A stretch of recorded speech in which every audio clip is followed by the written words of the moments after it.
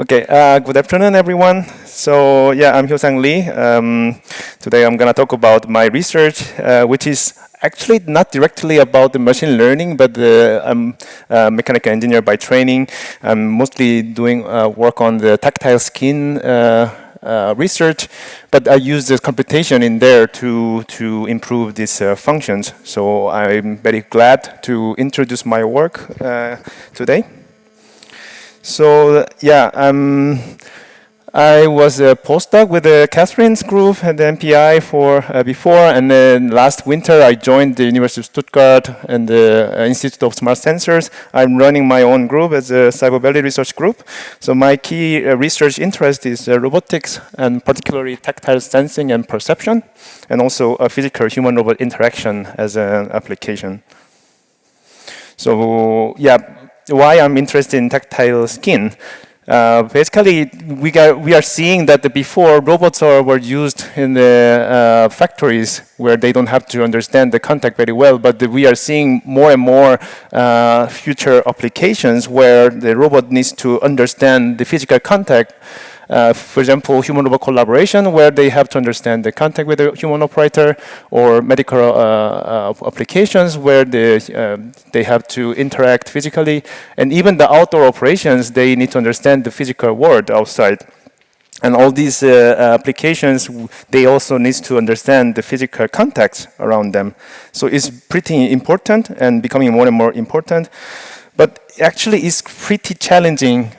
Sorry for the but anyway, so the problem is there are so many requirements as a tactile skin. First of all, it should be able to understand the multiple contacts applied on the robot surfaces, and sometimes it also needs to understand the multi-directional components or some multimodality, like a pressure, not only the pressure but also vibration or temperature.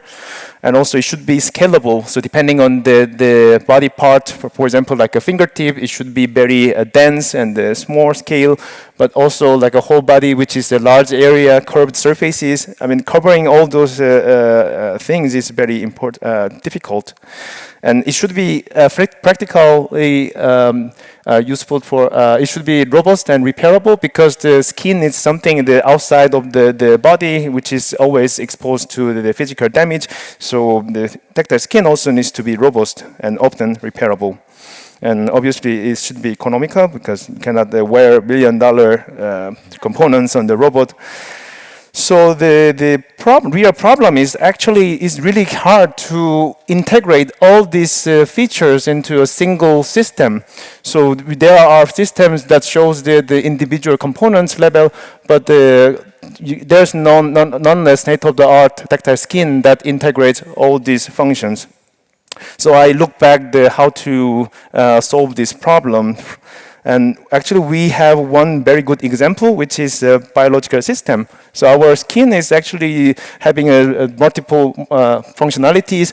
And I will not go too much in detail, but the important here is that our sensory design to the cognitive perception, they are all coupled a lot. So they interact back and forth. Even the cognitive system affects the sensory design, and sensory design cannot work alone without the cognitive system.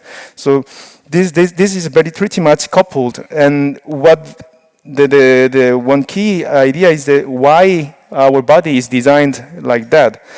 So in my opinion, actually, conventionally, we as an engineer, we like to decouple the problem. For example, hardware engineers try to make the accurate and precise sensors, and the software engineers normally waiting for the good sensors to be delivered. But actually, if we think about the bio-inspired approach, which computation and learning part can help to adjust the hardware burden in here, so which can simplify the sensory design, that making some rooms for additional functionalities. So you can see here that computation can really reduce the hardware level burden and enabling integration of multiple function, which was extremely difficult to integrate. So my recent works try to show how this concept can be used to achieve large area tactile skin, which can cover the whole robot's body surfaces. So we got the inspiration from the phenomena called tactile hyperacuity, which use the overlapping receptive field of the mechanoreceptors to cover the large area using very small number of receptors. And so in our research, we used the piezo-resistive material and put some small number of electrodes and inject the current through the electrodes that generate the artificial overlapping receptive field design and measure voltage potentials from the electrodes. And this voltage sequence is a raw signal that we get, and we use the computation to infer this contact map. So in here, we normally use the physics-based model, or sometimes we also use the data-driven approach. So in here, we can see that by using this approach, we could really simplify the sensory design, which only used a few point electrodes. And the next slide, we're going to show what we could do using this approach. So first work is what I done during my PhD. So in here, I could use the conductive polymer, which is very soft, so very difficult to build a tactile skin using it. Especially the placing electrodes and so on, they are pretty complicated. But in here, we could just use a few sensors on the boundary, and it could detect the contacts over the 3D surface. And this is a work I have done with Katherine and the MPI. We began to use the conductive textile to build a wearable tactile skin, so robot can wear this sensor to be able to detect the physical contact. And this is my work I've done with my collaborator. We extend this concept to the completely 3D geometry that covers the whole body robot surfaces. And this is a recent work. We also use the hydrogel with the saline water inside that can really make more like a human-like tactile skin. So in this all this demonstration, we could see actually using computation, we can really make the rooms to use additional functional materials, and even we can do more things with the complex geometry. And yeah, we're gonna show a little bit of the recent work that use neural networks. So in here, we try to, before we use the physics model-based inference, but here we try to learn the direct mapping from the raw voltage to the force map. But the data-hungry problem was a bit difficult to solve, so we used the simulation model and the real data together.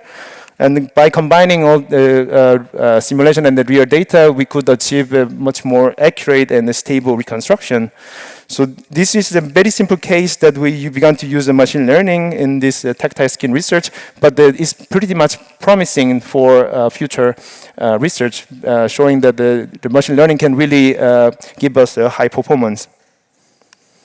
So here's the summary. So tactile skin needs to fulfill many functional level and integration level requirements. And computation can really help to, it's really promising to achieve the further integrative tactile skin. And these are some potential future directions that I'm thinking. Machine learning can, I think it can help to make the evolutionary tactile skin that can optimize the design from the computation. And also, it's really possible to integrate with the motion of the robot and the more like a multimodal sensories. And it's also interested in how to compress the signal into more like a neuromorphic format and process using the data signals. So thank you very much for your attention, and I welcome all your opinions and discussions.